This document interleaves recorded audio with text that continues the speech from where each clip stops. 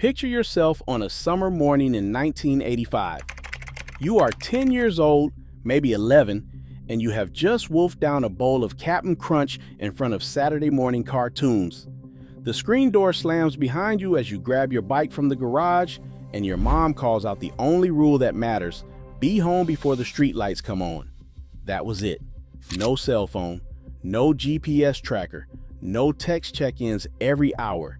Just you, your bike, and an entire neighborhood waiting to be explored. This was America in the 1980s. And if you lived it, you already know we had no idea how good we had it. The world felt bigger then, not because it was, but because you discovered it slowly, piece by piece, with your own 2 feet and 2 wheels. There was no Google Maps to tell you what was around the corner. No internet to show you pictures before you got there. You just went. You explored. You found things. The woods behind the subdivision. The creek where someone swore they saw a snapping turtle the size of a trash can lid. The abandoned house on Maple Street that everyone said was haunted. The corner store where the old man behind the counter knew your name and let you run a tab for candy until your allowance came through. Your world was your neighborhood, and your neighborhood was everything. You knew every shortcut, every backyard you could cut through, every dog that would chase you, and every one that would not. You knew which neighbors would let you use their hose for a drink and which ones would yell at you for stepping on their grass. And you knew every kid within a 10-block radius, not from social media, not from texting. You knew them because you showed up at their door, knocked, and asked if they could come out and play. Playing outside wasn't a scheduled activity, it was just what you did. After breakfast, you disappeared. Sometimes alone, sometimes with a pack of kids that grew and shrank throughout the day as parents called various names for lunch or chores. You played until you were hungry, went home and ate, then went right back out again. Kick the can, capture the flag, ghost in the graveyard, manhunt, games that required nothing but other kids and imagination. No equipment, no adult supervision, no liability waivers. You built bike ramps out of plywood and cinder blocks.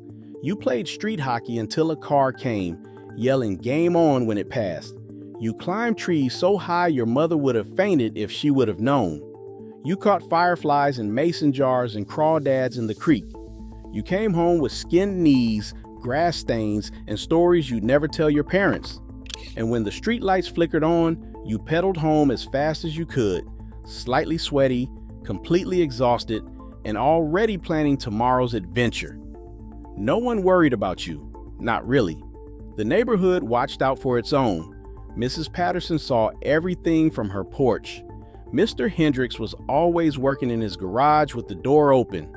If you did something stupid, your parents knew about it before you got home.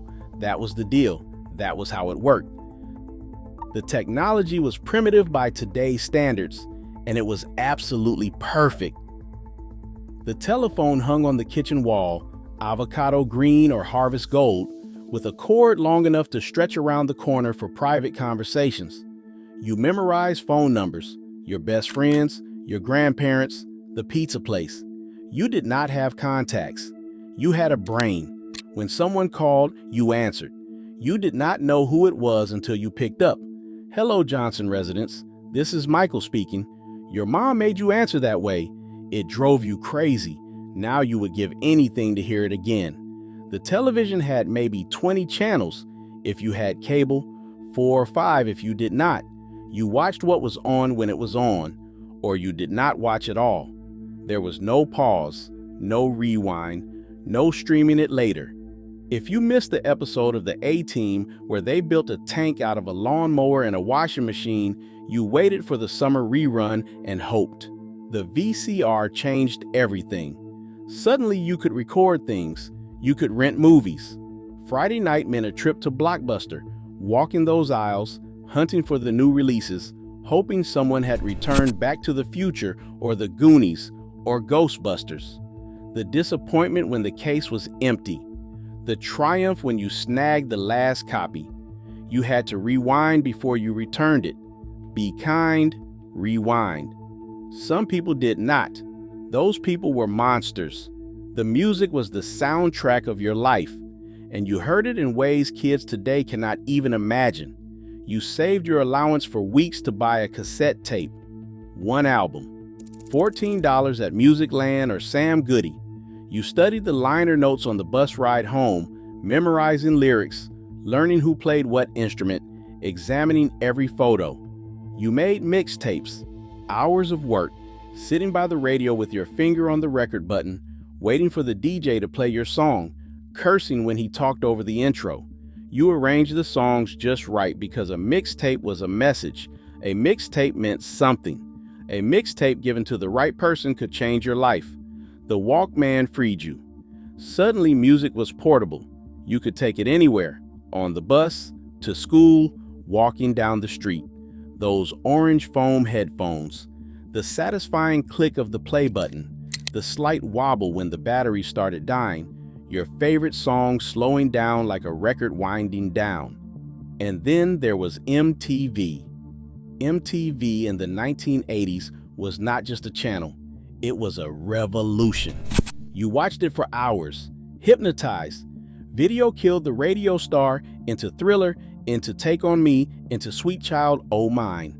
Video jockeys who felt like friends, the countdown shows, the world premieres.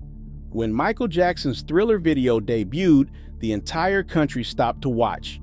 14 minutes of horror movie meets music video, and you never looked at music the same way again. Madonna, Prince, Bon Jovi, Def Leppard, Whitney Houston, Michael Jackson, Bruce Springsteen. The music was not just entertainment, it was identity. What you listened to said everything about who you were. The movies were events, not content to be consumed, experiences to be shared. You went to the theater for everything because that was the only way to see it. There was no streaming, no waiting for it to come out on video for the big ones. You had to be there. E.T. made you cry in public, and you did not even care. Raiders of the Lost Ark made you want to be an archaeologist, at least until you found out real archaeology involved way less punching Nazis. The Breakfast Club made you feel seen in a way nothing had before. Ferris Bueller's Day Off made you want to skip school and live. Star Wars continued. The Empire Strikes Back. Darth Vader is Luke's father? You were not allowed to tell anyone that was the rule. No spoilers, though you did not call them that yet. You just knew that ruining it for someone was unforgivable. Ghostbusters, Gremlins, The Karate Kid, Top Gun, Dirty Dancing, Stand By Me, The Princess Bride, movies that were not just watched, but absorbed, quoted, referenced constantly. Wax on, wax off. Nobody puts baby in a corner. As you wish. The theater itself was an experience. The smell of popcorn, the sticky floors, the previews you would never fast forward through because you could not. The communal gasp when something shocking happened. The shared laughter. The audience as part of the show. You bought the poster. You bought the t-shirt. You bought the action figures. You did not consume content. You lived in these worlds.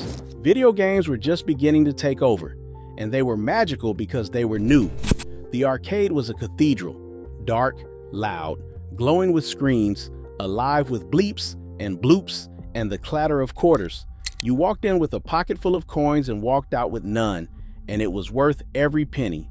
Pac-Man, Donkey Kong, Galaga, Space Invaders, Centipede, Dragon's Lair with its impossible timing, Gauntlet eating quarters faster than you could feed them. You learned the patterns, developed the skills, got your initials on the high scoreboard. Those 3 letters, your immortality, at least until someone better came along. Then the home consoles arrived. The Atari 2600 had started it, but the Nintendo Entertainment System perfected it. Christmas 1986, 1987, if you got an NES, you were royalty. Super Mario Bros., The Legend of Zelda, Metroid, Mega Man. You played until your thumbs blistered. You blew into cartridges when they did not work, though no one could explain why that helped. It just did. The games were hard, really hard. No save points, no internet walkthroughs, no YouTube tutorials. You died, you started over. You figured it out, or you did not. You called the Nintendo Power Hotline as a last resort. You traded secrets on the playground like precious currency. There was a warp zone in World 1 to 2. Up, up, down, down, left, right, BA start. The princess is in another castle. School was different then. Not better, not worse, just different. You walked there probably, or took a bus with cracked vinyl seats that burned in September and froze in January. The bus driver knew everyone's stop by heart, knew who was absent, probably knew your parents by name. Classrooms had chalkboards, green or black, and the smell of chalk dust was the smell of learning. The teacher wrote assignments on the board and you copied them into your notebook by hand, because what other option was there? Handwriting mattered. Cursive was mandatory. You practiced loops and whirls until your hand cramped. Reports were typed on typewriters if you were lucky, handwritten if you weren't. Mistakes meant correction fluid, whiteout, that little bottle with the brush, or starting the whole page over.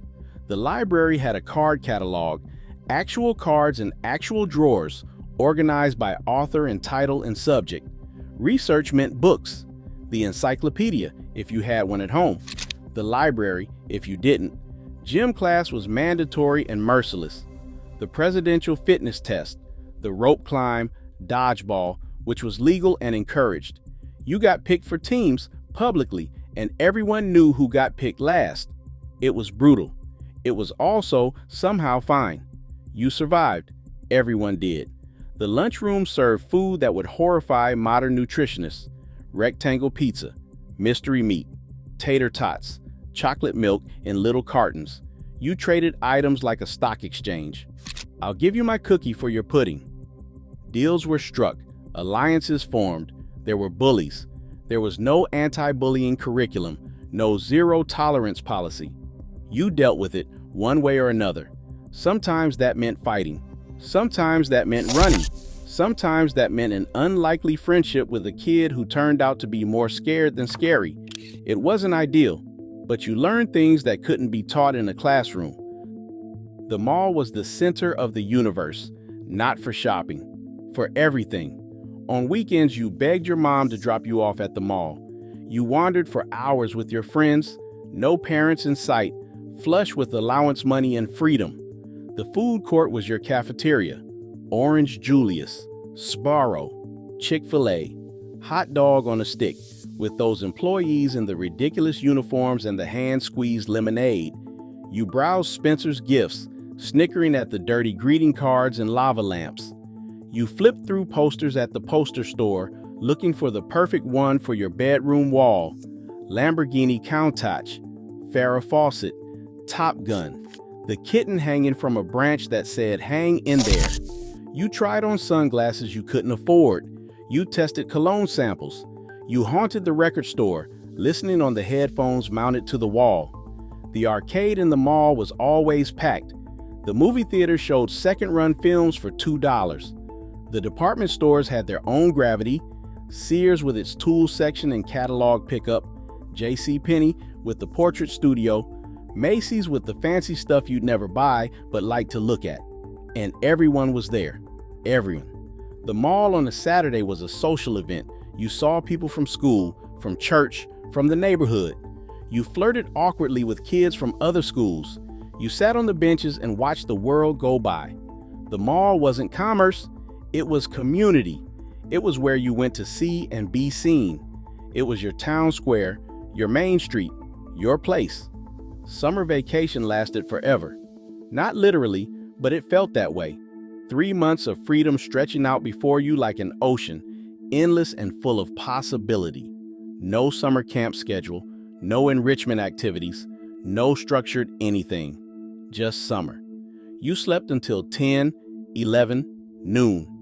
You watched The Price is Right in your pajamas, eating cereal from the box. You read comic books. You played video games until your mom yelled at you to go outside. You went outside. The public pool was heaven. You biked there with your towel slung over your handlebars, paid your 50 cents admission, and stayed until closing. The smell of chlorine, the shock of cold water, the forbidden thrill of the high dive, Marco Polo, diving for pennies, cherry coke from the snack bar, coming home with pruned fingers and sun-tired eyes, collapsing into bed with your hair still damp. Summers meant catching fireflies, running through sprinklers, building forts in the woods, staying up late watching movies on HBO, camping in the backyard, road trips in the station wagon with no air conditioning and windows down, fighting with your siblings in the back seat over invisible boundary lines. Don't make me stop this car. Your dad always threatened it. He never did. Summer had a soundtrack, the ice cream truck jingle, the crack of a baseball bat from the park, the hiss of the sprinkler, the distant thunder of afternoon storms rolling in. And then, suddenly, it was August. The back-to-school signs appeared in store windows. The anxiety crept in. New clothes, new supplies, new teachers, the dread of it. But also, secretly, the excitement. You'd never admit it, but part of you was ready to go back, to see everyone, to start again. The Cold War was the background hum of everything. You didn't talk about it much, but it was there. The Soviet Union, nuclear weapons, the unspoken understanding that somewhere, someone had a button that could end everything. You watched the day after when it aired in 1983, even though you were probably too young. The bomb dropping on Kansas City, the aftermath. It gave you nightmares. It gave the whole country nightmares. That was the point. You did nuclear drills in school, duck and cover, as if hiding under your desk would save you from atomic fire. You knew it wouldn't. You did it anyway. But mostly, you didn't dwell on it. Kids don't. There was too much else to do, too much else to think about. The fear was there, but it was abstract, distant, like a storm on the horizon that might never arrive. And then, toward the end of the decade, things changed. Reagan and Gorbachev shaking hands, the Berlin Wall coming down, people cheering, crying, chipping away at concrete with hammers. You watched it on TV and felt something shift, even if you didn't fully understand what. The world was getting smaller, safer, stranger. The future was coming, fast. The future arrived gradually, then all at once. Computers were the first hint. The Apple IIe in the school computer lab. The Commodore 64 at your friend's house. You learned to type 10 print hello, 20 go to 10, and watch the screen fill with an infinite cascade of greeting. It felt like sorcery. There was no internet yet, not really. No email, no websites, no social media. If you wanted to know something, you looked it up in a book or asked someone who knew. Information wasn't instant. Knowledge was earned. The car phone was a joke, a status symbol for the rich, a brick-sized contraption that cost a fortune per minute. Mobile phones were science fiction. The idea that everyone would carry a computer in their pocket, connected to all the world's information at all times, that was absurd. That was Star Trek. And yet the pieces were there, assembling themselves in garages and laboratories, waiting to be born. You didn't know it then, but you were living in the last days of something, the last era before the internet rewrote everything, the last time humans lived the way humans had always lived, locally, slowly, face to face. The world you were born into was about to disappear, and you had no idea. What we didn't have: cell phones, social media, email, texting, GPS, streaming, YouTube, Google, Amazon, Wi-Fi, laptops, tablets, smartphones, smart anything, 24-hour news cycles, constant connectivity, the ability to reach anyone, anywhere, anytime, the expectation of instant responses, the anxiety of missing out. We didn't have any of it. What we did have: time, silence, boredom, the creative desperation that boredom creates, privacy, anonymity, the freedom to make mistakes without them being recorded forever, presence, the inability to be anywhere but where you were with the people you were with, patience, the understanding that some things take time, that waiting is part of life, that not everything happens instantly, connection, real human face-to-face connection, conversations that happened in person, friendships that required showing up. The adults seem so young now. When you look at photos from the 1980s, your parents are younger than you are today. That hits hard. They were figuring it out, just like you're figuring it out now. They didn't have all the answers. They made mistakes. They did their best. The kitchen table where your dad helped you with math homework, even though he'd worked a 10-hour day. The lunches your mom packed with notes tucked inside. The way they both came to your school play, your band concert, your little league game, even when they were exhausted. They gave you freedom because that's how they were raised, and they trusted you, and they trusted the neighborhood, and mostly they were right to trust. They weren't perfect. No one is. But they were there. They were present. They showed up. You didn't say I love you as much back then. It wasn't the style, but you knew. You always knew. The decade ended like all decades end. The calendar turned. 1990 arrived. You were older now. The kid who caught fireflies and rode bikes until dark was becoming someone else. A teenager, a young adult, a person with plans and worries and a future to figure out. The 1980s didn't die all at once. They faded slowly, the way all eras do. The music changed. The fashion changed. The technology accelerated. The world got faster, louder, more connected. You grew up. You moved away. You got jobs and apartments and families of your own. The neighborhood where you played manhunt was bought by developers, torn down, rebuilt into something unrecognizable. The mall closed.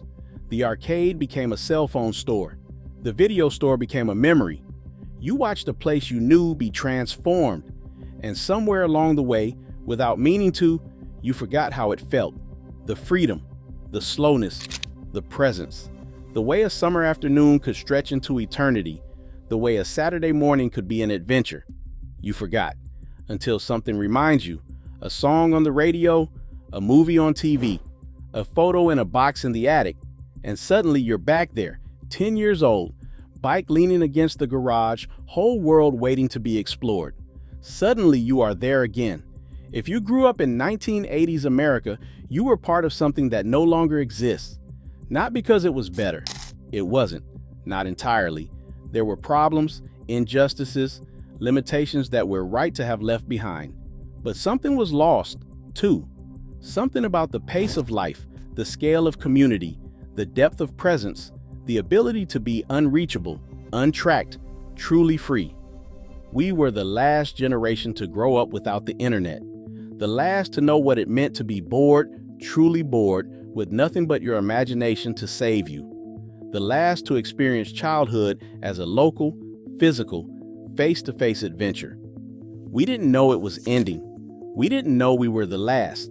We were just kids, living our lives, assuming the world would always be this way. It wasn't. It couldn't be. Change is inevitable, and much of the change was good. But sometimes, late at night, when the house is quiet and the screens are dark, you close your eyes and you're back there. The summer sun on your face, the wind in your hair as you bike down the hill, your friends waiting at the bottom, ready for whatever comes next. The whole day ahead of you, unscheduled, unstructured, yours. The streetlights haven't come on yet. You still have time. If you remember the 1980s, you remember a different world, a world before everything changed. Hold those memories close. They're more precious than you know.